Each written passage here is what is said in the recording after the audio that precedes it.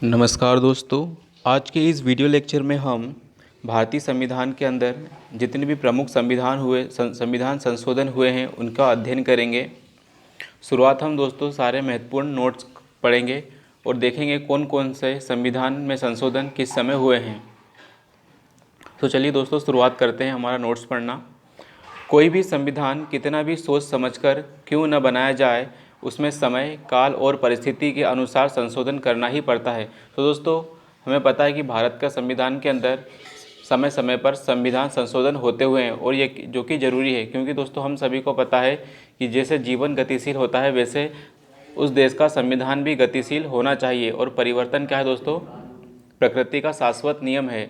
भारतीय संविधान में हमें नम्यता और अनम्यता का मिश्रण देखने को मिलता है। आर्टिकल 368 के अंदर दोस्तों भारत की जो संसद है उसे इस बात की शक्ति है कि वह संविधान के किसी भी भाग में संशोधन कर सकती है। दोस्तों 3 प्रकार से संशोधन किया जाता है। कुछ संशोधन ऐसे होते हैं जो साधारण बहुमत के माध्यम से किए जाते हैं। कुछ संविधान संशोधन ऐसे होते हैं जो विशेष बहुमत के द्वारा संशोधन किए जाते हैं और कुछ संविधान संशोधन ऐसे होते हैं जिसके लिए विशेष बहुमत के साथ साथ हमें राज्यों के अनुमोदन की आवश्यकता भी होती है। तो दोस्तों हमने देखा कि 3 प्रकार से हमारा संविधान के अंदर संशोधन होता है।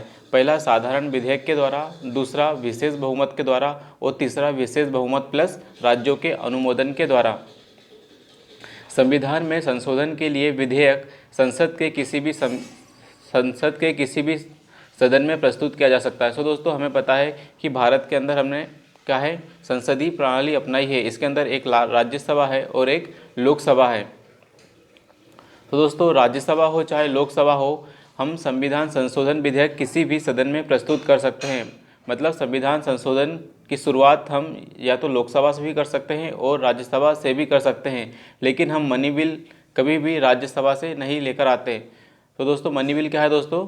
केवल और केवल लोकसभा से ही शुरुआत हो सकता है। तो इसी तरह से दोस्तों दोनों हाउस की अपनी अपनी विशेषताएं हैं, तो इन विशेषताओं को हम और भी आगे पढ़ेंगे। संविधान संशोधन विधेयक प्रत्येक सदन के दोनों सदनों के द्वारा अलग अलग विशेष बहुमत से पारित होना आवश्यक है। तो दोस्तों इसके अंदर बताया गया है कि जो संविधान संशोधन विधेयक है संसद के दोनों सदनों से अलग अलग पास होना, इसके लिए जॉइंट सिटिंग की बात हमें नहीं देखने को मिलती। राष्ट्रपति का निर्वाचन, सो दोस्तों कुछ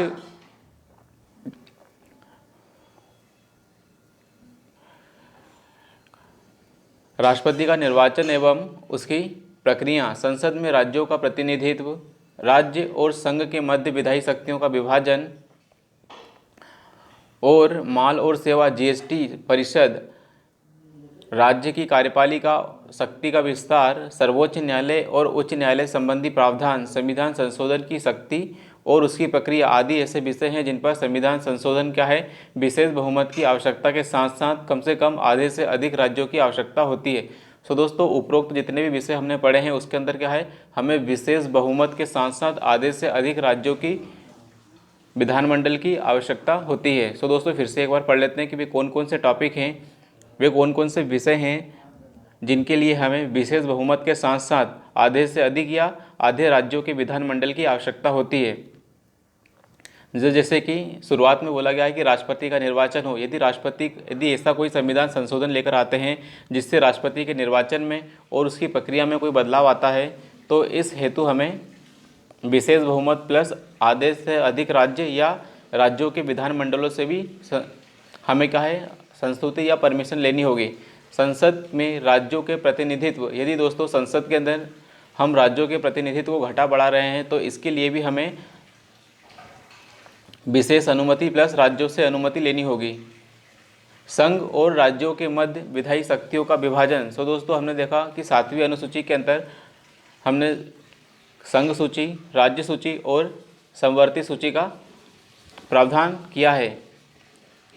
यदि दोस्तों इस सूची में हम कोई आमूलचूल परिवर्तन कर रहे हैं तब हमें संविधान संशोधन करते समय विशेष बहुमत के साथ साथ राज्यों के विधानमंडलों से भी सहमति लेनी होगी। आर्टिकल 279 के अनुसार, जो कि जीएसटी परिषद से संबंधित है, यदि हम जीएसटी के अंदर भी कोई बड़ा परिवर्तन कर रहे हैं तो हमें विशेष बहुमत प्लस राज्यों से संस्तुति लेनी होगी। और दोस्तों राज्य की कार्यपालिका की शक्ति में विस्तार करेंगे। सर्वोच्च न्यायालय या उच्च न्यायालय संबंधी प्रावधानों में हम कोई परिवर्तन करेंगे, या संविधान संशोधन की जो संसद की शक्ति है उसकी प्रक्रिया में ही कोई बदलाव करने की बात करेंगे। और इस हेतु यदि संविधान संशोधन विधेयक को किसी भी सदन में पारित किया जाता है तो दोस्तों इसके लिए हमें विशेष अनुमति प्लस राज्यों के विधानमंडलों से भी अनुमति लेनी होगी। संविधान के अनेक उपबंधों में संसद दोनों सदनों के साधारण बहुमत से संशोधन कर सकती है। तो दोस्तों अनेक उपबंध ऐसे भी हैं जिनके अनुसार संसद क्या है, साधारण बहुमत से भी संशोधन कर सकती है। जैसे कि नए राज्यों का गठन। तो दोस्तों नए राज्यों के गठन के लिए हमें साधारण बहुमत की आवश्यकता होगी। उनका निर्माण हो, चाहे उनकी क्षेत्र की सीमाओं से संबंधित काम हो या उनके नाम में परिवर्तन हो, इसके लिए हमें क्या है, साधारण बहुमत ही चाहिए होगा। ये व्यवस्थाएं अनुच्छेद आर्टिकल 368 के अनुसार संविधान संशोधन समझी नहीं जाएगी। लेकिन तो दोस्तों क्या बोला गया है कि जो राज्यों का, नए राज्यों का प्रवेश, गठन, नए राज्यों का निर्माण और क्षेत्र की सीमाओं से संबंधित राज्यों में के नाम में परिवर्तन करना होगा। तो ये आर्टिकल 368 के अनुसार क्या है, संविधान संशोधन नहीं समझी जाएगी। भारतीय संविधान के प्रथम संविधान संशोधन की बात करें तो 1951 में पहला संविधान संशोधन आया और इसके अनुसार हमने 31 क और 31 ख तथा 9वीं अनुसूची को जोड़ा। तो दोस्तों हमारा जब हम पहले संविधान संशोधन की बात करते हैं तो उस समय का जो दौर था भूमि सुधारों का दौर था और जमींदारी उन्मूलन का दौर था। तो आर्टिकल 31 क और आर्टिकल 31 ख साथ ही 9वीं अनुसूची को पहले संविधान संशोधन के द्वारा जोड़ा गया। तो दोस्तों इन सबको हम और डिटेल्स में पढ़ेंगे। 42वें संविधान संशोधन 1976 को लघु संविधान भी कहा जाता है। 52वें संविधान संशोधन अधिनियम के द्वारा दल के निर्वाचित सदस्यों के दल बदल पर रोक लगाई गई। तो दोस्तों 52वां संविधान संशोधन दल बदल से संबंधित है। 61वें संविधान संशोधन 1988 के द्वारा मतदाता की आयु, जो हमारी वोटिंग की एज है, उसको 21 वर्ष से घटाकर क्या है 18 वर्ष कर दिया गया।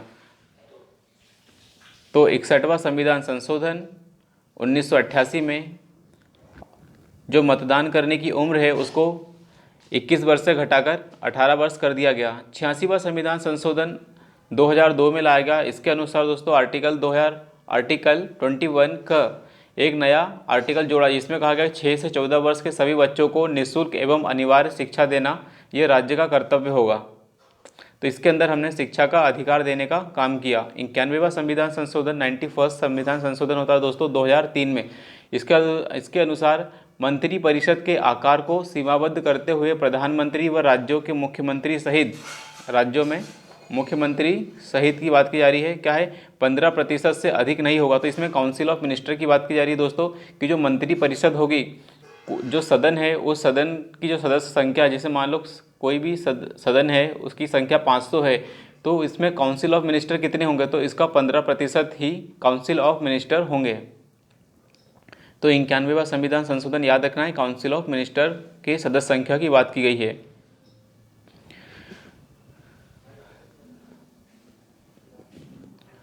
सिक्सटी संविधान संशोधन, इसके द्वारा दोस्तों दिल्ली को राष्ट्रीय राजधानी क्षेत्र का दर्जा दिया गया। तो 69वां संविधान संशोधन देखेंगे 1991 में हुआ, इसके अंदर राष्ट्रीय राजधानी क्षेत्र का दर्जा दिया गया दिल्ली को। 97वां संविधान संशोधन अधिनियम, इसके अनुसार सहकारी समितियों को, जितनी भी हमारी कोऑपरेटिव सोसाइटीज़ हैं, सहकारी समितियां हैं, उनको संवैधानिक दर्जा देने का काम किया गया। फिर 100वां संविधान संशोधन की बात करेंगे। 100वां संविधान संशोधन के अनुसार भारत बांग्लादेश सीमा समझौते को कार्यान्वित किया गया। तो दोस्तों भारत 100वां संविधान संशोधन के अनुसार क्या है, हमने बांग्लादेश और भारत ने आपस में कुछ इनक्लेव्स का ट्रांसफॉर्मेशन किया। कुछ भाग हमने उन्हें दिया और कुछ भाग उन्होंने हमें दिया। एक प्रकार से दोस्तों ज़मीन की अदला बदली का काम किया गया 100वें संविधान संशोधन के अनुसार। किसके साथ, भारत और बांग्लादेश के साथ। 101वां संविधान संशोधन की बात करेंगे तो 101वां संविधान संशोधन जीएसटी से संबंधित है, जो कि 2016 के अंदर लाया गया था। तो 101वां संविधान संशोधन 2016 जीएसटी से संबंधित है। 102वां संविधान संशोधन लेके आया गया दोस्तों, इसके अंदर राष्ट्रीय पिछड़ा वर्ग आयोग का गठन करने की बात की गई। तो इसको राष्ट्रीय पिछड़ा वर्ग आयोग पहले भी गठित होता था, लेकिन इसे अब क्या है, संवैधानिक दर्जा देने की बात की गई। तो national Commission for backward classes, इसे हमने कॉन्स्टिट्यूशनल दर्जा दिया। 103वां संविधान संशोधन की बात करेंगे तो 103वां संविधान संशोधन अधिनियम के अनुसार जो सामान्य श्रेणी के आर्थिक रूप से कमज़ोर लोग हैं उनको सरकारी नौकरियों में, साथ ही शिक्षा में 10% का आरक्षण देने से संबंधित है। 103वां संविधान संशोधन क्या है दोस्तों, जो भी इकोनॉमिकली वीकर सेक्शन है उन्हें हमने 10% का आरक्षण देने की बात कही है, जो कि ST SC के आरक्षण से अलग है। 104वां संविधान संशोधन की बात करेंगे तो 104वां संविधान संशोधन के अनुसार 2019 में किया गया। इसके अनुसार अनुच्छेद 334 में संशोधन करके अनुसूचित जाति और अनुसूचित जनजाति के लिए लोकसभा और राज्य की विधानसभाओं में सीटों के आरक्षण की अवधि को 10 वर्ष आगे बढ़ा दिया गया है। तो आर्टिकल 334 के अनुसार क्या किया गया है दोस्तों, 100वें संविधान संशोधन के अनुसार जो भी ST SCs के लिए लोकसभा हो चाहे राज्यसभा हो, उसकी आरक्षण की जो अवधि है उसको बढ़ाकर क्या कर दिया गया है, 10 वर्ष आगे बढ़ा दिया गया है। तो 104वां संविधान संशोधन क्या है दोस्तों, ST SC की जो सीटें हैं लोकसभा और राज्यों की विधानसभाओं में उनके आरक्षण की व्यवस्था को 10 वर्ष आगे बढ़ा दिया गया है। और 103वां संविधान संशोधन इकोनॉमिकली वीकर सेक्शन के लिए है, उनको 10% आरक्षण देने से संबंधित है। 100वां संविधान संशोधन दोस्तों भारत और बांग्लादेश के बीच सीमा समझौते से संबंधित है। और 101वां संविधान संशोधन, जो हमारा 101वां संविधान संशोधन है वो GST से संबंधित है।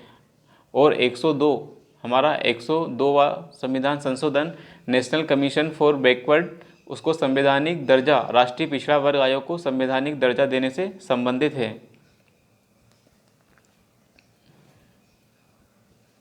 105वां संविधान संशोधन 2021 के द्वारा राज्यों एवं संघ क्षेत्रों के द्वारा सामाजिक एवं शैक्षणिक रूप से पिछड़े वर्गों की एक सूची जो स्वयं के उद्देश्यों के लिए तैयार कर सकने के अधिकार को बहाल किया गया। 105वें संविधान संशोधन के अनुसार क्या है दोस्तों, राज्य को और संघ क्षेत्रों के द्वारा सामाजिक और शैक्षणिक रूप से पिछड़े वर्गों की सूची तैयार कर सकने का अधिकार बहाल किया गया। मतलब राज्यों को और यूटीज को इस बात का अधिकार होगा कि वे सामाजिक और शैक्षणिक रूप से पिछड़े वर्ग हैं उनकी सूची तैयार कर सकते हैं। संविधान की आधारभूत संरचना, बेसिक स्ट्रक्चर डॉक्ट्राइन का अर्थ है कि संविधान के कुछ लक्षण ऐसे मूलभूत हैं जिन्हें संविधान संशोधन के माध्यम से न तो समाप्त किया जा सकता है और न ही परिवर्तित किया जा सकता है। तो इसे हम बोलते हैं दोस्तों बेसिक स्ट्रक्चर डॉक्ट्राइन। आधारभूत संरचना के सिद्धांत का प्रतिपादन सर्वोच्च न्यायालय के केशवानंद भारती वाद में किया गया। दोस्तों हमारा जो संविधान है उसके अंदर कुछ बातें ऐसी हैं कि उन्हें क्या है, किसी भी रूप में परिवर्तित नहीं किया जा सकता। वे क्या है, इस हमारे संविधान का मूलभूत आधार हैं।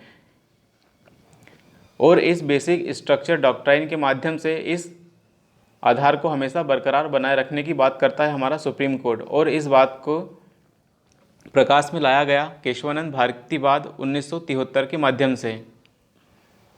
दोस्तों हम पढ़ चुके हैं कि कौन कौन से महत्वपूर्ण संविधान संशोधन हुए हैं। अब पूरा MCQ पढ़ेंगे कि किस तरह से अलग अलग एग्जाम्स में इस टॉपिक से क्वेश्चन पूछे गए हैं। तो चलिए दोस्तों शुरुआत करते हैं MCQ के ऊपर हमारी ब्रेन स्टॉर्मिंग करने का काम। असर्शन और रीजनिंग वाला क्वेश्चन है शुरुआत में। अनुच्छेद 368 की बात की गई है कि अनुच्छेद 368 के अंतर्गत संसद संविधान के किसी भी भाग में संशोधन कर सकती है। यस दोस्तों, आर्टिकल 368 के अनुसार और साथ ही सुप्रीम कोर्ट के व्याख्याओं के अनुसार कहा गया है कि संसद क्या है, संविधान के किसी भी भाग में संशोधन कर सकती है। लेकिन संसद क्या है, संसद भारत की जनता के द्वारा निर्वाचित उच्चतम विधायी संख्या है। तो दोस्तों संस्था है, इसमें बोला गया संसद। अब संसद क्या है दोस्तों, हम सभी को पता है कि संसद जो इसके अंदर राज्यसभा भी है और लोकसभा भी है। और ये बोला गया कि संसद क्या है, भारत की जनता के द्वारा निर्वाचित उच्चतम विधायी संस्था है। तो यस दोस्तों, यदि हम राज्यसभा की बात करें तो राज्यसभा में तो अप्रत्यक्ष रूप से चुनाव होता है। तो इसका ए सही है और आर गलत हो सकता है। तो दोस्तों इसका आंसर क्या है, ए भी सही है आर भी सही है, लेकिन ए और आर की सही व्याख्या भी बात कर दी है। तो 368 कहा गया है कि संविधान के अंदर संशोधन कर सकती है संसद, और संसद जनता के द्वारा निर्वाचित है। और दोस्तों संविधान को जो शक्ति है कहाँ से मिलती है? जनता से मिलती है, इसलिए इसका आंसर क्या है? ए दिया गया है। और ये पूछा गया क्वेश्चन उत्तर प्रदेश PCS 2015 में। एक्सप्लेनेशन पढ़ लेते हैं दोस्तों।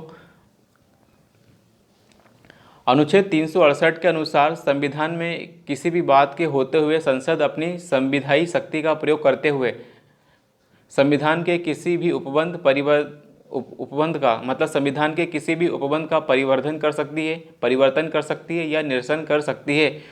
इस रूप में संविधान संशोधन के अनुच्छेद में अधिकथित प्रक्रिया के अनुसार करेगी। सो दोस्तों संविधान के अंदर संसद क्या है? किसी भी प्रकार का संशोधन कर सकती है, लेकिन ये जो संशोधन है एक प्रक्रिया के अनुसार होगा। संसद भारत की जनता के द्वारा निर्वाचित उच्चतम विधायी संस्था है। इसी कारण संविधान में संशोधन का यह अधिकार संसद को प्राप्त है। अतः कथन और कारण दोनों ही सही है। सो दोस्तों क्या है? ये बात सही है कि जो संसद जो है हमारी निर्वाचित है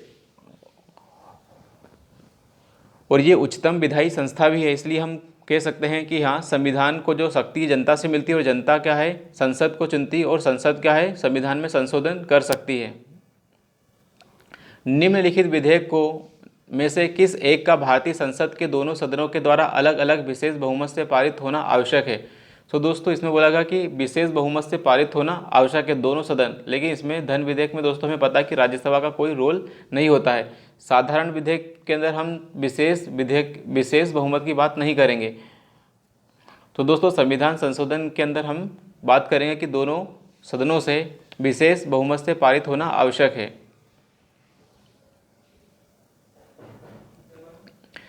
संसद की संविधान संशोधन की शक्ति और उसकी प्रक्रिया संविधान के अनुच्छेद 368 में वर्णित है। अनुच्छेद 368 के अनुसार संविधान संशोधन का भारतीय संसद के दोनों सदनों के द्वारा अलग अलग विशेष बहुमत से पारित होना आवश्यक है, अर्थात कुल सदस्यों का आधे से अधिक प्लस उपस्थित एवं मतदान करने वालों का 2/3 हमें प्राप्त करना होगा। सो दोस्तों विशेष बहुमत का मतलब क्या होता है? जो भी सदस्य की संख्या है उस सदन में उसका 50% +1, और साथ ही जितने भी सदन के अंदर उस दिन लोग उपस्थित हैं, उपस्थित प्लस वोटिंग करने वाले, उनका 2/3 हमें प्राप्त करना होगा।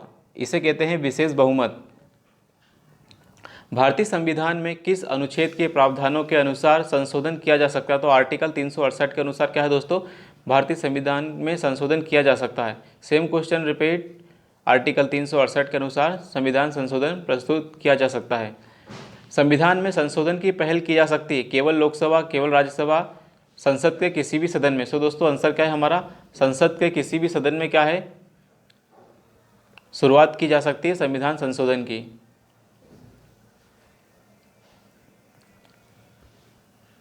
भारतीय संविधान में संशोधन के लिए विधेयक लाया जा सकता है। सो दोस्तों इसके अंदर सेम क्वेश्चन रिपीट है, या तो लोकसभा में या राज्यसभा में, मतलब किसी भी सदन में हम विधेयक को ला सकते हैं। भारतीय संविधान में कोई संशोधन लाने का उपक्रमण किया जा सकता है केवल लोकसभा में, राज्यसभा के द्वारा, राष्ट्रपति के द्वारा, राज्य विधानमंडलों के द्वारा। तो संविधान संशोधन दोस्तों हमें पता है कि किसके द्वारा लेकर आया जाएगा? लोकसभा के द्वारा या फिर राज्यसभा के द्वारा। सो आंसर फर्स्ट और सेकंड दोनों का जहाँ मिलेगा, आंसर हमारा डी होगा। भारतीय संविधान के अनुच्छेद 368(2) के उपबंधों के तहत यदि कोई विधेयक भारत की संसद के द्वारा पारित होने के पश्चात राजस्थान विधानसभा के पास संकल्प द्वारा अनुसमर्थित होने के लिए आता है तो वह क्या क्या कर सकती है? तो विधानसभा संकल्प पारित कर सकती है, विधानसभा संकल्प को अस्वीकार कर सकती है। ऐसे संकल्प में कोई संशोधन प्रस्तावित नहीं किया जा सकता। तो इसके अंदर पूछा गया है कि सही उत्तर कौन सा है? तो प्रस्तावित नहीं किया जाता। तो क्या राजस्थान कोई संशोधन प्रस्तावित कर सकता है? तो यस दोस्तों कर सकता है। तो सी हमारा जहाँ जहाँ भी होगा उसे हमें रॉन्ग करना है। लेकिन यहाँ तो दोस्तों आंसर ही डी बताया गया है। ए, बी और सी तीनों ही सही है। तो मतलब इसमें कहा गया है कि यदि संविधान संशोधन किसी विधानसभाओं के पास जाता है तो विधानसभा संकल्प को पारित भी कर सकती हैं, संकल्प को अस्वीकार भी कर सकती है, और साथ ही ऐसे संकल्प में कोई संशोधन प्रस्तावित नहीं किया जा सकता। सो दोस्तों यदि संसद ने राज्यों के विधानमंडल के पास किसी संविधान संशोधन को भेजा है तो उसके अंदर संशोधन नहीं कर सकती? कौन? राज्यों की विधान सभाएं। एक्सप्लेनेशन पढ़ लेते हैं। भारत के संविधान के अनुच्छेद 368 के परंतु के 2 के अनुसार वर्णित संविधान में कुछ प्रावधानों में संशोधन करने हेतु विधेयक भारत की संसद के प्रत्येक सदन के द्वारा अपेक्षित बहुमत से पारित होना चाहिए। तत्पश्चात उसे राष्ट्रपति की अनुमति के लिए भेजा जाता है। इससे पूर्व यह आवश्यक है कि कम से कम आधे राज्य के विधानमंडलों के द्वारा उस विधेयक को अनुसमर्थित किया जाए। आधे राज्य यदि विधेयक को अपनी संस्तुति देते हैं तो औपचारिकता पूरी हो जाती है। फॉर्मेलिटी क्या है दोस्तों? पूरी हो जाती है। राजस्थान विधानसभा समेत कोई भी विधानसभा संकल्प को पारित कर सकती है या अस्वीकार कर सकती है। ऐसे संकल्प में विधानसभा के द्वारा कोई संशोधन प्रस्तावित नहीं किया जा सकता। तो दोस्तों इसके अंदर ही बताया गया है कि संविधान सभा है, मतलब जो राज्यों की विधानसभा हैं उसमें क्या है, संशोधन प्रस्तुत नहीं कर सकती, किसी प्रकार का संशोधन प्रस्तावित नहीं कर सकती। तो दोस्तों हमें क्या है, आधे राज्यों का चाहिए। जैसे मान लीजिए कि 28 या 29 राज्यों के पास भेजा गया, 20 राज्यों के पास भी भेजा गया, तो ज़रूरी नहीं है कि पूरे के पूरे 20, हमें बस आधे राज्यों का, मतलब 10 से 15 राज्यों का समर्थन भी मिल गया तो यदि राजस्थान ने नहीं भी समर्थन किया तब भी वह विधेयक क्या है दोस्तों, पास हो जाएगा। भारतीय संविधान के अनुसार कौन से विषय हैं जिन पर संवैधानिक संशोधन के लिए कम से कम आधे राज्यों के विधानमंडलों की अनुसमर्थन या संपुष्टि चाहिए होती? तो संघीय प्रावधान, यदि भारत का जो संघीय प्रावधान है, संघीय व्यवस्था में किसी प्रकार की छेड़खानी की जाएगी तो निश्चित तौर पर हमें करना होगा। सर्वोच्च न्यायालय का क्षेत्राधिकार, यस दोस्तों, यदि सर्वोच्च न्यायालय के क्षेत्राधिकार में हम परिवर्तन करेंगे तब भी हमें राज्यों के विधानमंडलों से समर्थन चाहिए होगा।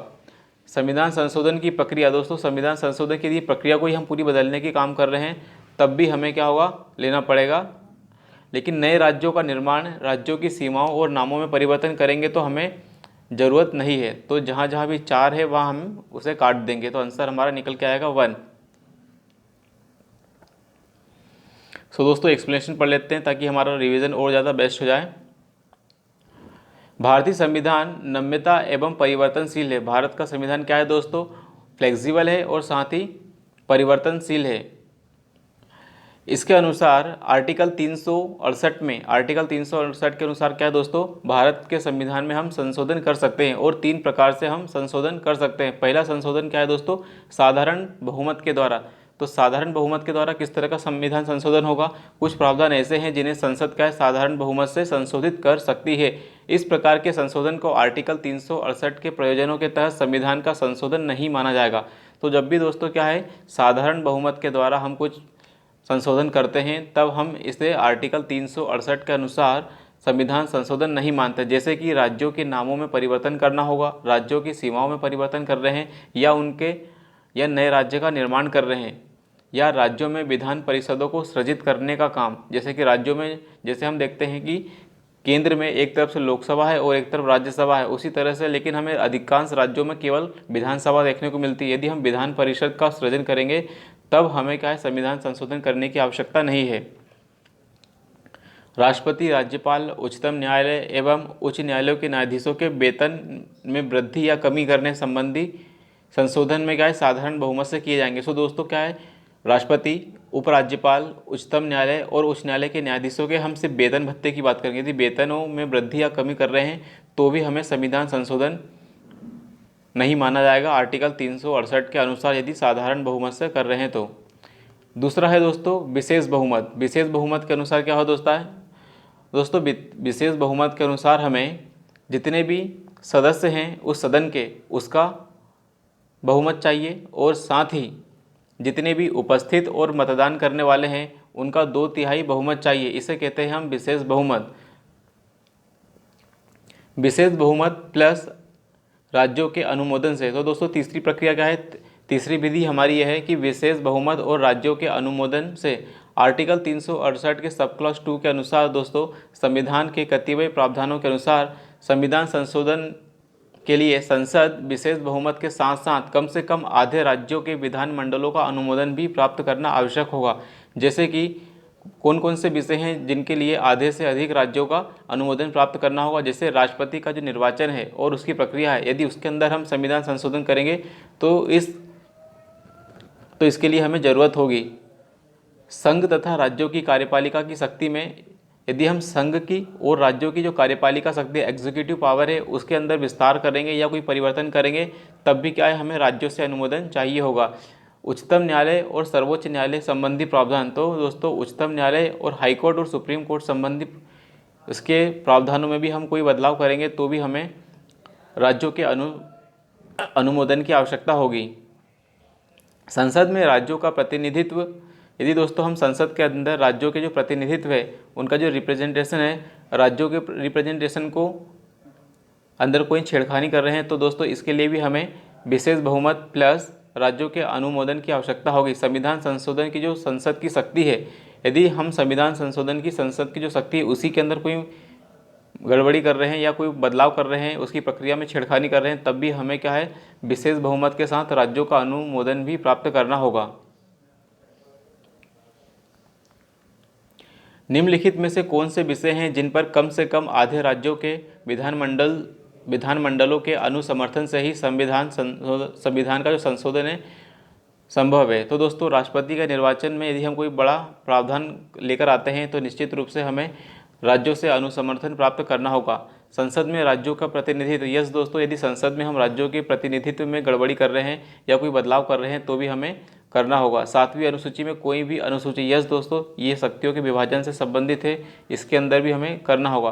किसी राज्य की विधान परिषद की समाप्ति, तो दोस्तों ये विधान परिषद की यदि हम समाप्त कर रहे हैं या बना रहे हैं, इसके लिए हमें क्या है, राज्यों के अनुसमर्थन की आवश्यकता नहीं है।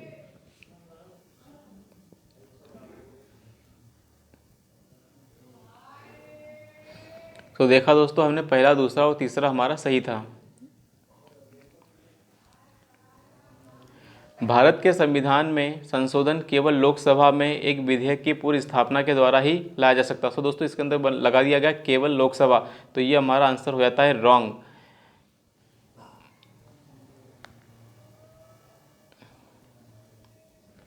यदि ऐसा संशोधन संविधान के संघीय चरित्र में परिवर्तन की मांग करता है तो संशोधन का अनुसमर्थन भारत के सभी राज्यों के विधानमंडलों से किया जाना। तो दोस्तों हमने देखा कि आधे से अधिक राज्य, आधे राज्य होना चाहिए, इसके अंदर लगा दिया है सभी।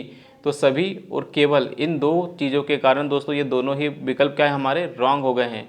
तो आंसर होगा डी, ना तो 1 और ना ही 2, दोनों ही गलत हैं।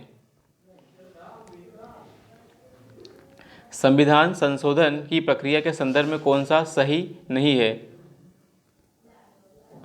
केंद्र और राज्य की कार्यपालिकी शक्ति का विस्तार, सर्वोच्च और उच्च न्यायालय, राष्ट्रपति का निर्वाचन, राष्ट्रपति की योग्यता, राष्ट्रपति के पद की शर्तें, राष्ट्रपति का कार्यकाल, केंद्र और राज्यों के मध्य विधायी शक्तियों का बंटवारा और संसद में राज्यों का प्रतिनिधित्व।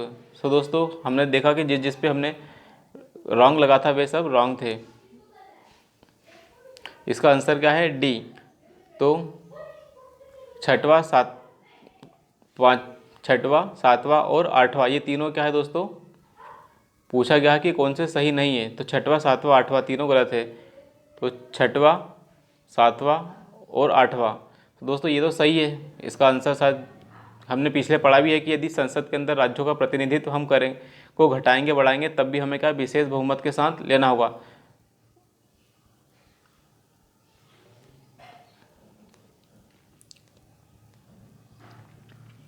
उस स्थिति में जबकि लोकसभा के द्वारा पारित किसी संविधान संशोधन विधेयक को उच्च सदन ने अस्वीकार कर दिया है तब, यदि दोस्तों संविधान संशोधन को हमारी राज्यसभा ने अस्वीकार कर दिया है तब क्या होगा, विधेयक अंतिम रूप से समाप्त हो जाएगा। विधेयक पर विचार करने और उसे पारित करने के लिए दोनों सदनों की क्या है, जॉइंट सिटिंग बुलाई जाएगी। तो दोस्तों संविधान संशोधन के लिए जॉइंट सिटिंग का प्रावधान नहीं है। यदि लोकसभा उस विधेयक को पुनः 2/3 बहुमत से पारित कर देती है तो विधेयक को दोनों सदनों में पारित मान लिया जाएगा।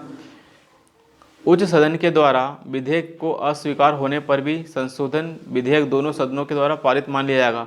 तो दोस्तों क्या है, यदि राज्यसभा क्या है स्वीकार नहीं करेगी, ना तो हम संविधान संशोधन में जॉइंट सिटिंग बुलाएंगे और न ही लोकसभा क्या है एक तरफा संविधान संशोधन कर सकती है।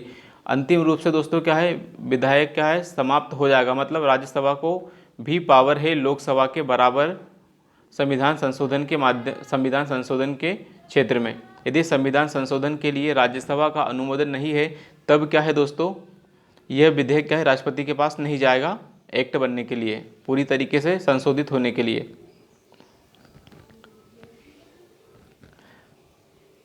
संविधान संशोधन विधेयक संसद के दोनों सदनों के द्वारा दोस्तों अलग अलग विशेष बहुमत से स्वीकृत किया जाना जरूरी है और एक अनिवार्य शर्त है। किसी सदन के द्वारा पारित होने पर उसे दूसरे सदन के द्वारा अस्वीकृत अर्थात दोनों सदनों में असहमति की स्थिति में अंतिम रूप से समाप्त हो जाएगा। इसमें संयुक्त बैठक ज्वाइंट सिटिंग का कोई प्रावधान नहीं है, जो कि हम आर्टिकल 108 में देखते हैं।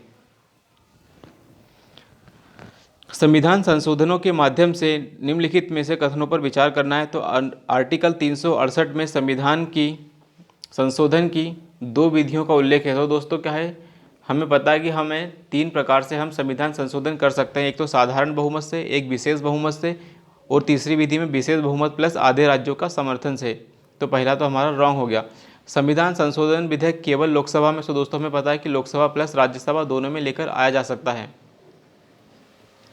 संविधान संशोधन विधेयक पर संसद के दोनों सदनों के बीच विवाद की दशा में संयुक्त बैठक बुलाई जा सकती है। तो दोस्तों ये भी क्या है दोस्तों, ज्वाइंट सिटिंग नहीं बुलाई जा सकती। राष्ट्रपति संविधान संशोधन विधेयक पर निषेधाधिकार का प्रयोग नहीं कर सकता। तो दोस्तों कर सकता है। तो इसका आंसर क्या है, बी दिया गया है, फर्स्ट एंड फोर। तो पहला क्या है दोस्तों, संविधान की दो विधियों को उल्लेख है। तो दोस्तों एक्सप्लिसिटली शायद दो विधेयक की बात की है, लेकिन साधारण जो विधेयक उसको आर्टिकल जो 368 है, आर्टिकल 368 का सब क्लास 1 और सब क्लास 2, इसके अंदर विशेष बहुमत प्लस आधे राज्य, ये दो विधि का उल्लेख है। लेकिन शायद जो साधारण विधेयक था उसको संविधान संशोधन नहीं माना गया है, जो कि हमने ऊपर देखा भी था। तो शायद इसके लिए इसका आंसर दो विधियों का उल्लेख को ही सही मान लिया गया है। तो फर्स्ट एंड फोर्थ क्या है, दोनों सही हैं। एक बार एक्सप्लेनेशन और पढ़ लेते हैं। अनुच्छेद 368(2) के तहत संविधान संशोधन की दो विधियां बताई गई है। पहला कि सदन की कुल सदस्य संख्या का बहुमत प्लस उपस्थित एवं मतदान देने वालों का कम से कम 2/3, और दूसरी प्रक्रिया में क्या बोला गया है दोस्तों, कि इस विधेयक को कम से कम आधे राज्य विधानमंडलों के द्वारा अनुसमर्थन होना चाहिए। तो ये दो प्रकार का बताया गया है।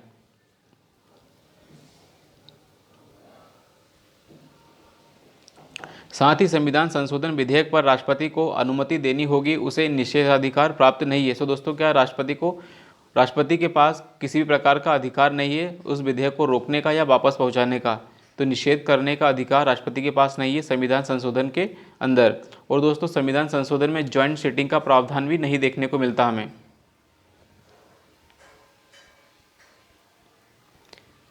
संविधान संशोधन करने के विधेयक को वीटो करने की शक्ति राष्ट्रपति की सहमति देनी होगी।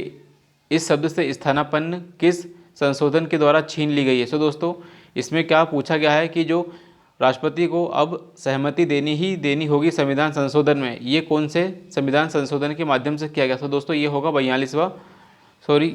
24वां संविधान संशोधन। 24वां संविधान संशोधन के माध्यम से क्या है, इस बात का प्रावधान किया गया कि संविधान संशोधन के अंदर राष्ट्रपति को अपनी सहमति देनी होगी, वे अपने वीटो का उपयोग नहीं कर सकते।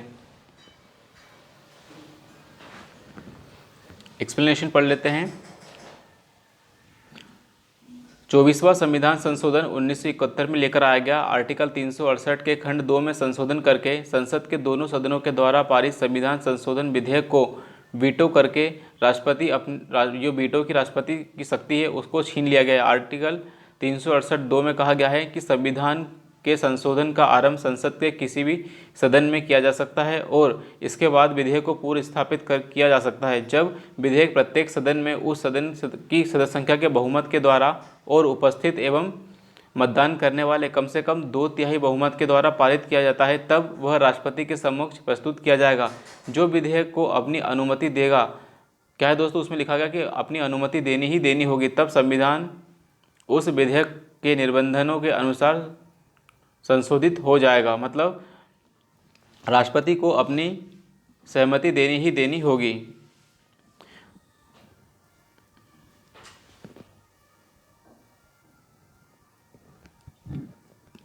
भारत के संविधान के अनुच्छेद 368 के संबंध में कौन सा कथन सही है? 24वें संविधान संशोधन के द्वारा 1971 के द्वारा आर्टिकल 368 में संशोधन किया गया। सो दोस्तों अभी हमने पीछे पढ़ भी लिया है कि 24वें संविधान संशोधन में क्या है, राष्ट्रपति की जो वेटो की पावर है उसको खत्म किया गया है। तो यस दोस्तों बिल्कुल सही है। 101वां संविधान संशोधन 2016 के अनुसार आर्टिकल 368 में संशोधन किया गया है। सो दोस्तों क्या है दोस्तों, दोनों ही सही है। 24वें संविधान संशोधन के माध्यम से क्या दोस्तों हमने संशोधन किया, इसमें क्या कहा है कि संविधान का संशोधन करने की शक्ति संसद की है, यस, और राष्ट्रपति को संसद के द्वारा पारित संविधान संशोधन को अपनी स्वीकृति देने हेतु बाध्य किया गया। मतलब राष्ट्रपति अपनी किसी भी प्रकार की वीटो पावर का उपयोग नहीं कर सकता। संशोधन के अनुच्छेद 368 के खंड 3 में इस बात का प्रावधान किया गया है कि अनुच्छेद 3 की कोई भी बात इस अनुच्छेद के अधीन किए गए संशोधन के लागू नहीं होगी। इसका मतलब यह दोस्तों कि यदि आर्टिकल 368 के अंदर में कोई संशोधन किया गया है तो जो हमारा आर्टिकल 13 है, मतलब कुछ विधियों के अल्पीकरण की जो व्यवस्था है आर्टिकल 13 में, उसको इसके साथ लागू नहीं किया जाएगा।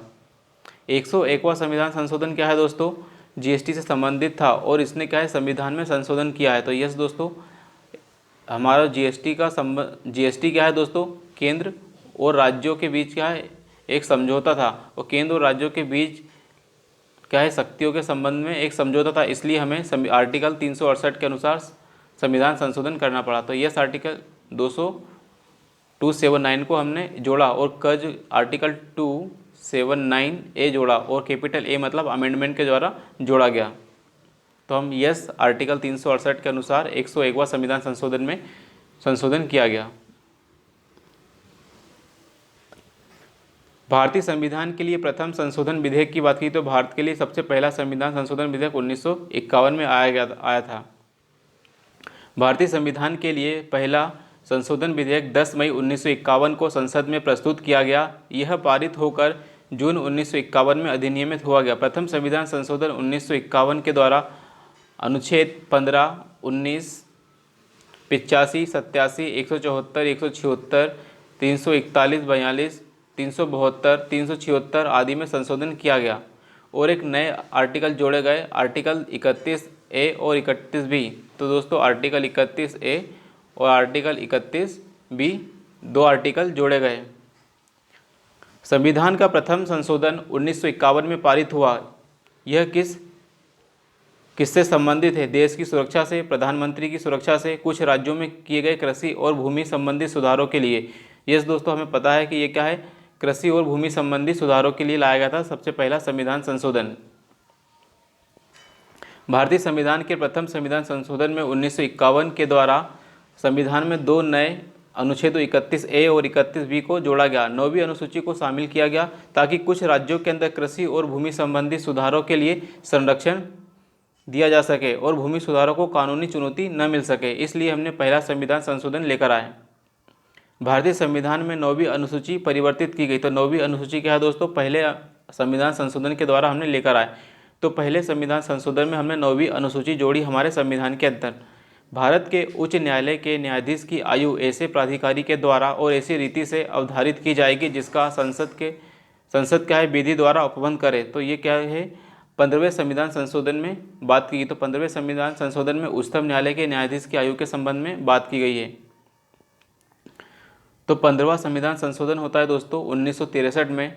इसके अनुसार आर्टिकल 124(2) सब क्लॉज ए जोड़ा गया। इसके अनुसार कहा गया कि भारत के जो उच्चतम न्यायालय के जो न्यायाधीश हैं उनकी आयु ऐसे प्राधिकारी के द्वारा और ऐसी रीति से अवधारित की जाएगी जिसका संसद की विधि द्वारा उपबंध करे। तो दोस्तों इसके अंदर कुल मिला के ये बात की गई है कि जो हमारी संसद है उसे सुप्रीम कोर्ट के जजों की आयु के संबंध में विधि बनाने का शक्ति है।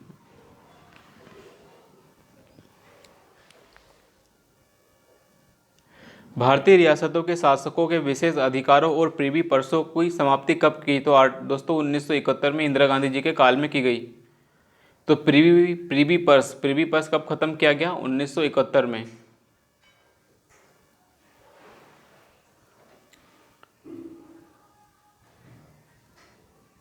दोस्तों 52वां संविधान संशोधन दल बदल से संबंधित है। 18वां संविधान संशोधन क्या है?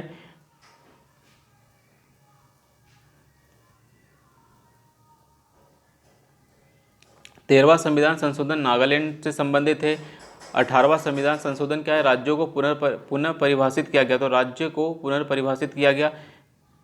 39वां संविधान संशोधन राष्ट्रपति, उपराष्ट्रपति, स्पीकर, प्रधानमंत्री आदि के चुनाव को चुनौती नहीं दी जा सकती, इसके संबंध में है। और 52वां संविधान संशोधन क्या है? दल बदल से संबंधित संशोधन है। तो 39वां संविधान संशोधन कहता है कि जो राष्ट्रपति है, उपराष्ट्रपति, स्पीकर और प्रधानमंत्री के जो चुनाव है उनको चुनौती नहीं दी जा सकती, इसके संबंध में है।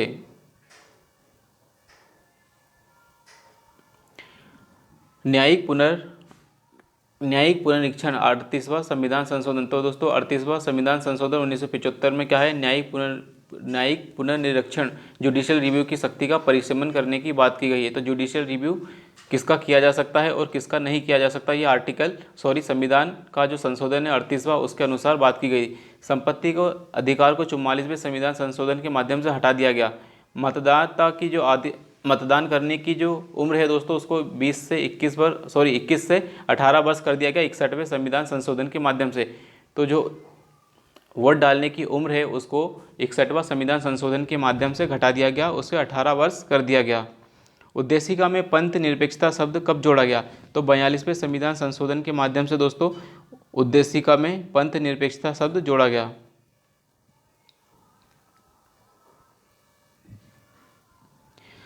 69वां संविधान संशोधन। तो दोस्तों 69वां संविधान संशोधन में क्या है? 69वां संविधान संशोधन दिल्ली को राष्ट्रीय राजधानी क्षेत्र का दर्जा दिया गया। तो 69वां संविधान संशोधन दिल्ली को राष्ट्रीय राजधानी क्षेत्र का दर्जा देने की बात करता है।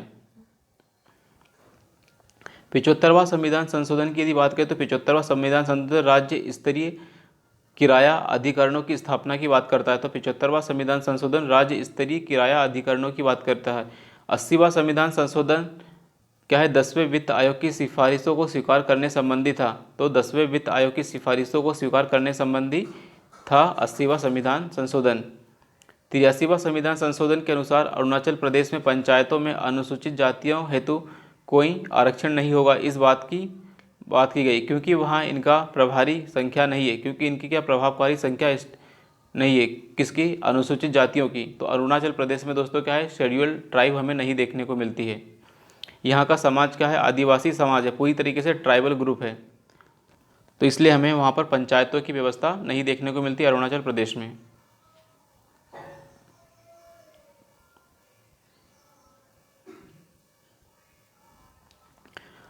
अनुच्छेद 19(1) ग के अंतर्गत क्या है? सहकारी समिति बनाने का अधिकार है। तो यस दोस्तों, इसके कहाँ जोड़ा गया? 1997वां संविधान संशोधन जोड़ा गया। तो आर्टिकल 19(1) ग बोलता है कि सहकारी बनाने का अधिकार होगा, सहकारी समितियों को बनाने का अधिकार होगा, और इसे जोड़ा गया संविधान संशोधन 97 के द्वारा।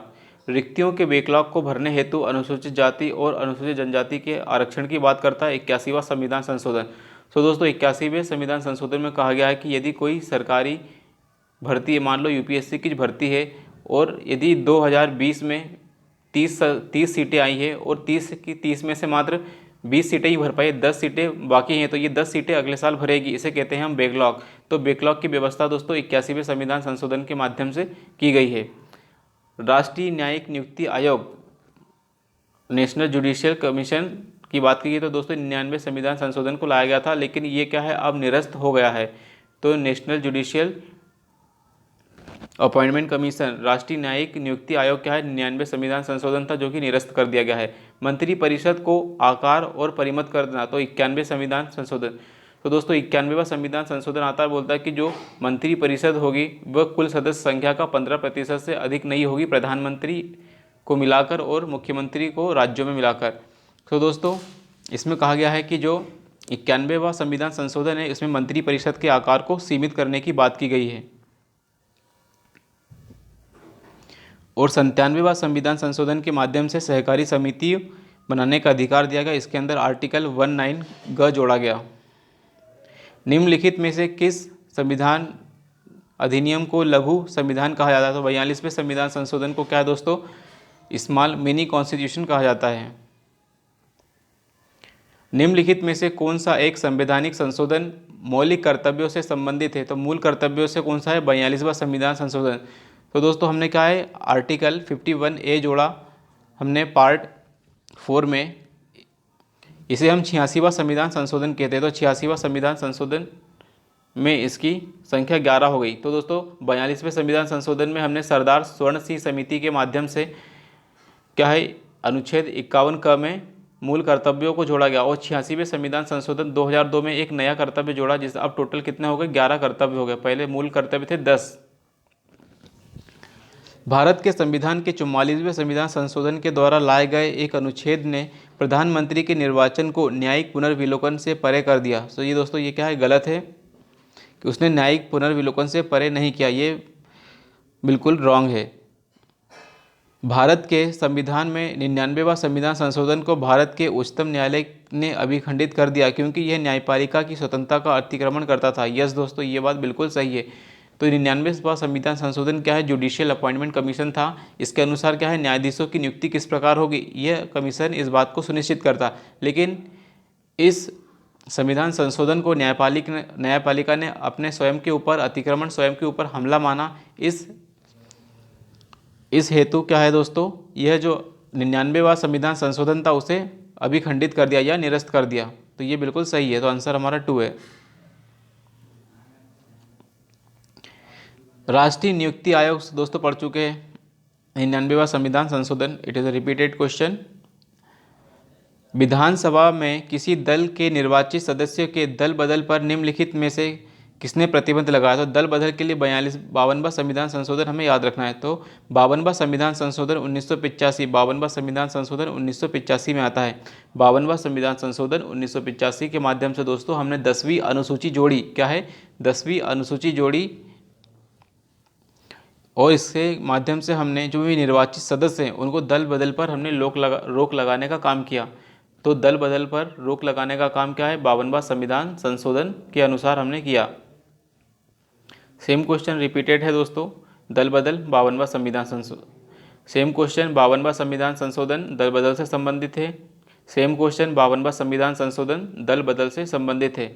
सेम क्वेश्चन शायद दोस्तों नहीं है ये। भारतीय संविधान के प्राधिकृत हिंदी पाठ को निम्नलिखित संविधान संशोधनों में से किसके द्वारा प्रकाशित करने के लिए अधिकृत किया गया?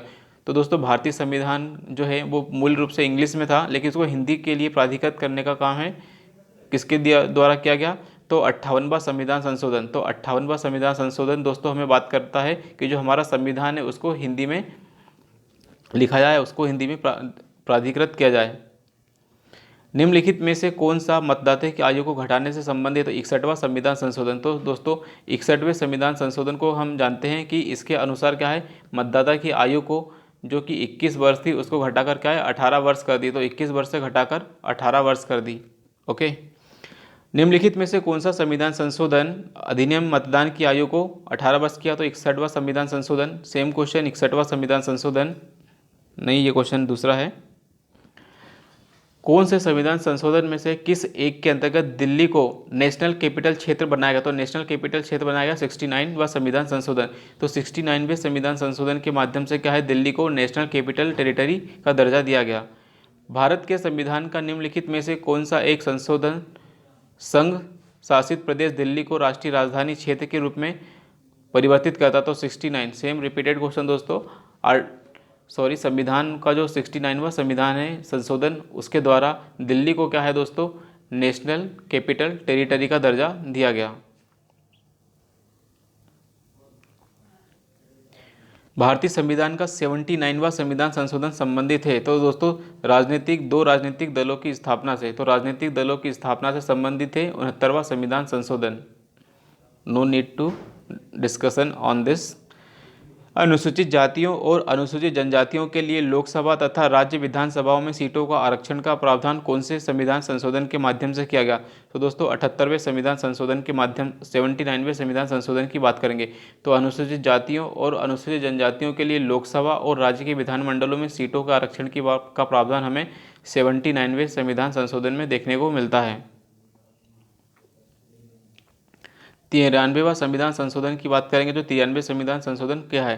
तो 93वां संविधान संशोधन कहता है दोस्तों कि 6 वर्ष से लेकर 14 वर्ष की आयु तक के बच्चों को निःशुल्क शिक्षा प्रदान की जाएगी।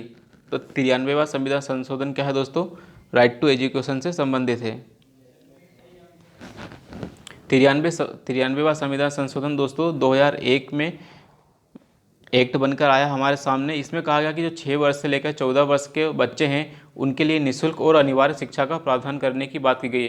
तो 6 वर्ष से लेकर 14 वर्ष तक के जो बच्चे हैं उनके लिए निःशुल्क और अनिवार्य शिक्षा की बात करता है।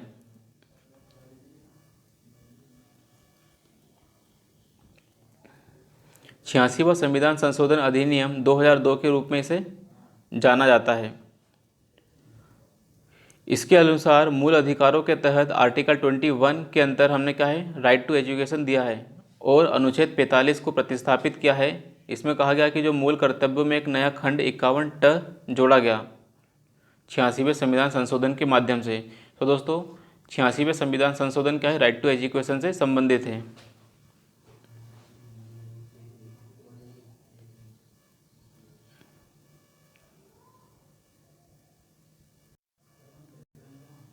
छियासीवें संविधान संशोधन के द्वारा शिक्षा का अधिकार किस वर्ष से लागू हुआ। तो सन 2010 से। 2010 से क्या है दोस्तों, शिक्षा का अधिकार लागू हुआ। तो 2010 से हमने शिक्षा का अधिकार दिया है। एक बार पूरी एक्सप्लेनेशन पढ़ लेते हैं दोस्तों फिर से। 86वें संविधान संशोधन अधिनियम 2002 के द्वारा प्रस्तावित शिक्षा का अधिकार 1 अप्रैल 2010 से लागू हुआ। तो दोस्तों देखो, ये इसे कहते हैं हम नीति गतिहीनता थी या कार्यान्वयन गतिहीनता जिसने विकास को मंथर किया। तो दोस्तों हमारे पास एक तो पॉलिसी बनकर आ गई और उसका इम्प्लीमेंटेशन। तो हमारे पास पॉलिसी बनकर आने के बाद भी उसका इम्प्लीमेंटेशन करने में हमने कितना 8 से 10 साल लगा दिया उसको लागू करने में। तो इसे कहते हैं policy paralysis plus implementation paralysis.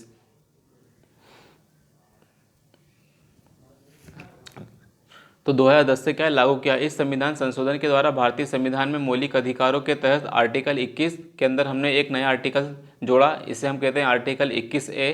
इसमें व्यवस्था की गई कि जो भी 6 से 14 वर्ष के बच्चे हैं उन सभी बच्चों को क्या है, निःशुल्क एवं अनिवार्य शिक्षा प्रदान करने का काम क्या है, राज्य करेगा। तो 6 से 14 वर्ष के जो बच्चे हैं, 6 से 14 वर्ष के बच्चे, उनको क्या है, निःशुल्क एवं अनिवार्य शिक्षा का अधिकार का प्रावधान किया गया। इस अधिनियम को 12 दिसंबर 2002 को राष्ट्रपति की अनुमति मिली थी।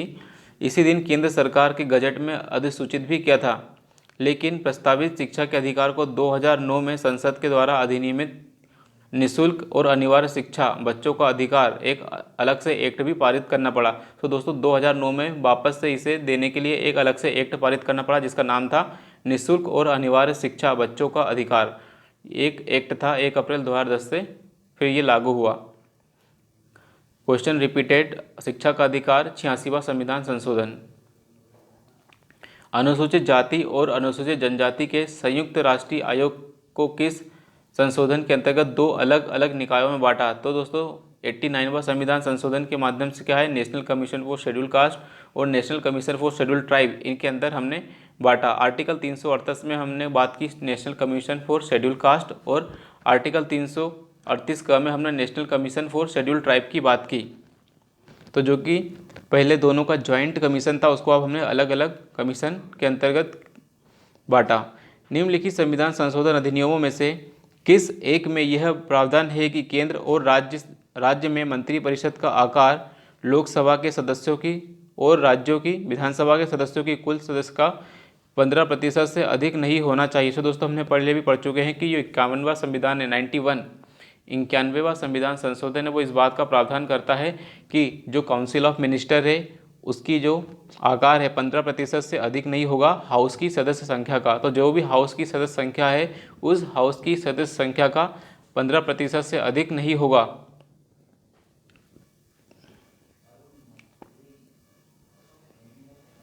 संविधान के किस संशोधन के द्वारा केंद्रीय मंत्रियों की सदस्य संख्या लोकसभा के लिए 15%। तो दोस्तों क्वेश्चन रिपीटेड है। तो 91वां संविधान संशोधन ने 91वां संविधान संशोधन में कहा गया कि जो भी हमारी सदस्य संख्या है उसका 15% से अधिक नहीं होगी काउंसिल ऑफ मिनिस्टर की संख्या। सेम क्वेश्चन रिपीटेड है, 91वां संविधान संशोधन काउंसिल ऑफ मिनिस्टर 15%। ओके, अगला क्वेश्चन है, संविधान के किस संशोधन के अंतर्गत अन्य पिछड़ा वर्ग को शिक्षण संस्थाओं में 27% आरक्षण देने की बात की गई। तो दोस्तों क्या है, 93वां संविधान संशोधन हम पढ़ चुके हैं पीछे कि 93 संविधान संशोधन 93 संविधान का जो संशोधन था उसके अनुसार ओबीसी को क्या है 27% आरक्षण देने का काम किया गया। एक बार एक्सप्लेनेशन पढ़ लेते हैं।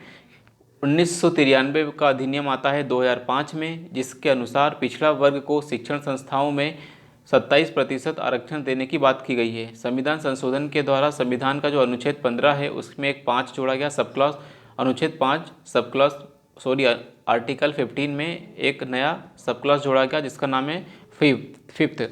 इस संशोधन के तहत आर्टिकल 15 या अनुच्छेद 19(1)(g), आर्टिकल 15 और 19(1)(g) की कोई भी बात राज्य को नागरिकों के किसी सामाजिक और शैक्षणिक रूप से पिछड़ा, क्या है दोस्तों हमें टर्म याद रखनी होगी, सामाजिक और शैक्षणिक रूप से पिछड़ा।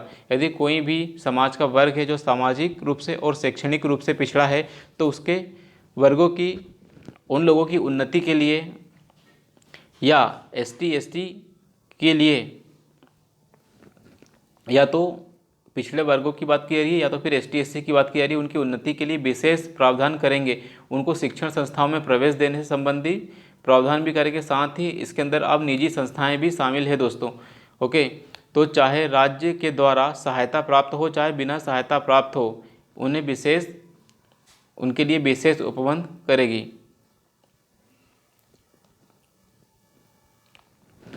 2012 में भारत के संविधान में होने वाले 97वां संविधान संशोधन को सरकार का किस विषय से संबंधित था? तो दोस्तों क्या था, सहकारी संस्थाओं के गठन के संबंध में। तो दोस्तों 97वां संविधान संशोधन क्या है, सहकारी समितियों के संबंध में था कि जो भी हमारी कोऑपरेटिव सोसाइटीज़ है उनका गठन किया जाएगा। 12 जनवरी 2012 को राष्ट्रपति की स्वीकृति मिलने के बाद हमारा जो 97वां संविधान संशोधन है, कौन सा दोस्तों, 97वां 97th कॉन्स्टिट्यूशन अमेंडमेंट को 2011 में अधिसूचित किया गया। इसके अनुसार क्या है, हमारी जो भी सहकारी समितियां हैं उनको संवैधानिक दर्जा देने का काम किया। तो संविधान का हमारा जो 97वां संविधान संशोधन है उसके माध्यम से हमारी जो कोऑपरेटिव सोसाइटी थी उनको हमने कॉन्स्टिट्यूशनल स्टेटस दिया। इसके अनुसार क्या है, भाग 3 के अंदर हमने आर्टिकल 19 के अंदर एक सब क्लॉज C जोड़ा। क्या जोड़ा दोस्तों, हमने आर्टिकल 19 के अंदर हमने क्या है सब क्लॉज C जोड़ा, आर्टिकल 19(1)(c) जोड़ा। इसके अंदर कहा गया है कि सहकारी समितियां बनाना एक संवैधानिक अधिकार है। साथ ही हमने भाग 9A और 9B में भी हमने इसके अंदर क्या है संशोधन किया। निम्नलिखित में से भारतीय संविधान के किस संशोधन के द्वारा 19(1)(c) सहकारी समिति जोड़ा? तो दोस्तों हमने पीछे पढ़ चुके कि 97वां संविधान संशोधन, 97वां संविधान संशोधन क्या है, सहकारी समितियों से संबंधित है।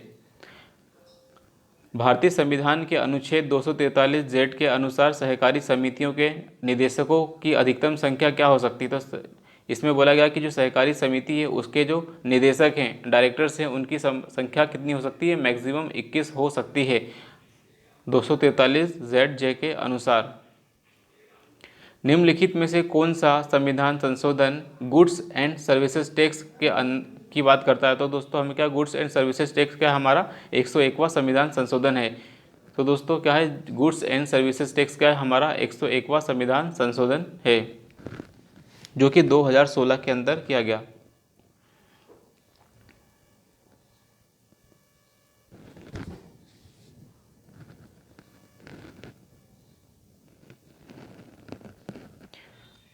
चौरानवेवां संविधान संशोधन क्या है दोस्तों, आर्टिकल 164 में संशोधन करता है। 95वां संविधान संशोधन 334 में संशोधन करता है और 8वीं अनुसूची में संशोधन करता है 96वां, और 103वां संविधान संशोधन क्या है, आर्टिकल 15 में संशोधन करता है। तो दोस्तों इस तरह के जो क्वेश्चन है थोड़े से टफ हो जाते हैं यदि हमें इन सभी आर्टिकल के बारे में नहीं पता हो कि आर्टिकल 164, 334 ये क्या कहते हैं।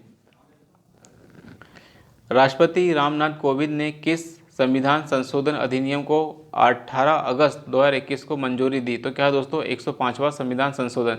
तो 105वां संविधान संशोधन क्या है, इसको राष्ट्रपति रामनाथ कोविंद जी ने अंतिम रूप से मंजूरी दी, और जो कि क्या है सामाजिक और शैक्षणिक रूप से जो पिछड़े वर्ग है उनके लिए आरक्षण की बात करता है। और कितने प्रतिशत?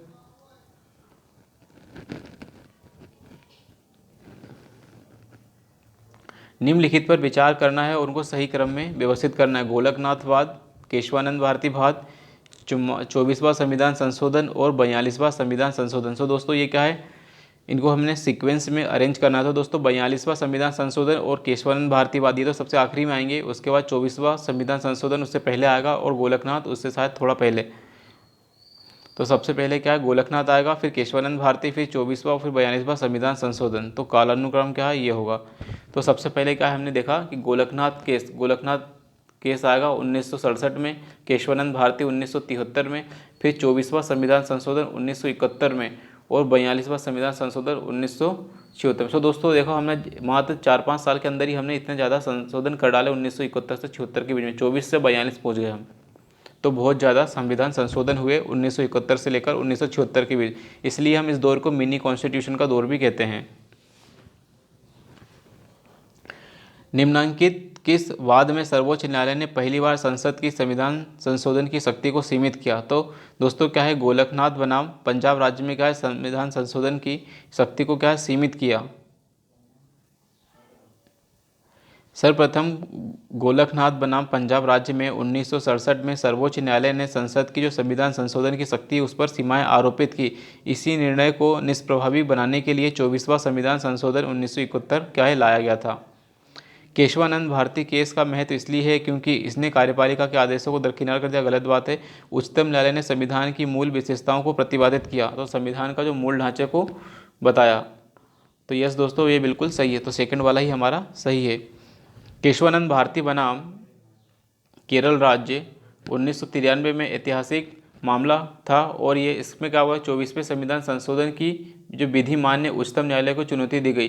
तो 24वें संविधान संशोधन को चुनौती दी गई थी दोस्तों। इसके अंदर उच्चतम न्यायालय ने संविधान के अनुच्छेद 368 में संविधान की जो संशोधन करने की शक्ति है उसकी समीक्षा की। तो इस मामले में क्या है दोस्तों, जो संसद है किस हद तक संविधान में संशोधन कर सकती है इसकी पूरी समीक्षा की गई। इसमें निर्णय दिया गया कि संसद क्या मूल अधिकारों में जो चाहे वो परिवर्तन करने की पूरी शक्ति है, और संविधान संशोधन की भी पूरी शक्ति संसद के पास है, लेकिन ऐसा कोई भी संशोधन नहीं कर सकते जो संविधान के मूल ढांचे या आधारभूत संरचना को नष्ट करती हो। यहाँ पर हमें दोस्तों बेसिक स्ट्रक्चर डॉक्ट्राइन का कॉन्सेप्ट हमारे सामने उभर कर आया।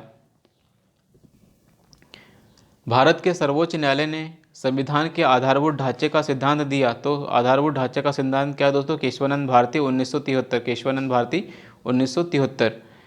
बेसिक स्ट्रक्चर डॉक्ट्राइन, नागरिकों के मौलिक अधिकारों में संशोधन कौन कर सकता है? तो दोस्तों देश की संसद, हमारी जो संसद है मूल अधिकारों में संशोधन कर सकती है। भारतीय संविधान की आधारभूत संरचना के सिद्धांत का तात्पर्य है। तो बेसिक स्ट्रक्चर डॉक्ट्राइन का मतलब क्या है, संविधान के कुछ भाग कुछ लक्षण ऐसे अनिवार्य हैं कि उनका निराकरण नहीं किया जा सकता। निराकरण मतलब उनका निरस्तीकरण। यस दोस्तों, तो यही हमारा पहला ही आंसर, पहला ही विकल्प हमारा सही हो गया है। मूल अधिकारों को ना कम किया जा सकता, नहीं छीना जा सकता। दोस्तों ये तो गलत बात है, क्योंकि मूल अधिकारों को कम या ज़्यादा किया जा सकता है राज्य हमारी संसद के द्वारा। संविधान का संशोधन केवल अनुच्छेद 368 में विहित प्रक्रिया से ही किया जाएगा। तो केवल शब्द का उपयोग करके दोस्तों इसको लिमिट कर दिया गया है। संविधान के उद्देश्य का संशोधन ही नहीं है, गलत है दोस्तों, जबकि हमारी संविधान की उद्देशिका क्या है, संशोधनीय है।